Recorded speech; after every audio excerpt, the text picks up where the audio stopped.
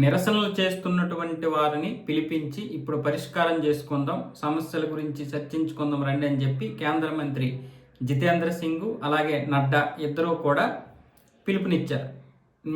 నాతో పాటు నడ్డా గారు ఉంటారు, మరికొంతమంది ఉంటారు, అందరం కలిసి మాట్లాడుకుందాం, సమస్యలు పరిష్కరించుకుందాం, మీరు అన్నట్లుగా విద్యార్థులకి న్యాయం చేద్దాం, విద్యార్థులు చనిపోయినటువంటి వారికి ₹1,00,00,000 ఏదైతే అన్నారో దాని గురించి కూడా చర్చిద్దాము. అలాగే నిందితులకి కఠినంగా శిక్ష పడే విధంగా ఇప్పటికే ఫాస్ట్ ట్రాక్ కోర్టులని నియమించాం కదా, ఇంకా మీకు ఏం కావాలో చెప్పండి, రండి మేము మాట్లాడుకుందాం అని చెప్పి జితేంద్ర సింగ్ మాట్లాడితే, మీరు జంతర్ మంతర్ వద్దకైనా రావాలి, లేదా ఇంకొక ఎక్కడైనా తటస్థ ప్రదేశానికి రావాలి, కానీ మీరు పిలిచిన చోటకి మేము రాము అని ఇప్పుడు కాక్రోచ్ పార్టీ అభిజిత్ దీప్కే అలాగే మరికొంతమంది అయితే ఈ విషయాన్ని స్పష్టంగా చెప్తున్నారు.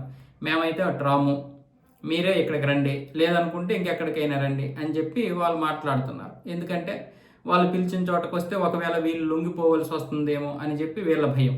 లేదనుకుంటే ఇప్పుడు చర్చలు జరిపితే మళ్ళీ మాట్లాడి ఏదో ఒకటి చేసి దీన్ని ఇలాగ చేస్తారేమో, అంటే వీళ్ళు అనుకున్నటువంటివి ఏవైతే డిమాండ్లు ఉన్నాయో ఆ డిమాండ్లకి కేంద్ర ప్రభుత్వం ఒప్పుకుందంటే ఇక్కడతో ఇది వదిలేస్తారు, ఇక్కడతో ఈ ఉద్యమం ఆగిపోతాయి.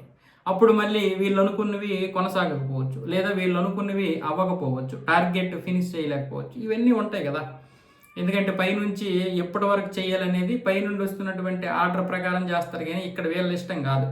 కేంద్రం ఒకవేళ ఇప్పుడు ఒప్పుకున్నా వీళ్ళు వెంటనే ఆపేటటువంటి ప్రక్రియ ఉండదు. ఇంకా అవసరమైతే ఇంకా దేన్నైనా లేపుతారు, అవసరమైతే అప్పుడు ఎప్పుడో పాత జరిగిపోయినటువంటివి కూడా బయటికి తీసుకొచ్చి మళ్ళీ నిరసనలు చేపడతారు. ఎందుకంటే వాళ్ళ మోటివ్ అది. వాళ్ళ మోటివ్ ఏంటంటే పార్లమెంట్ సమావేశాలు సజీవంగా సాగకూడదు.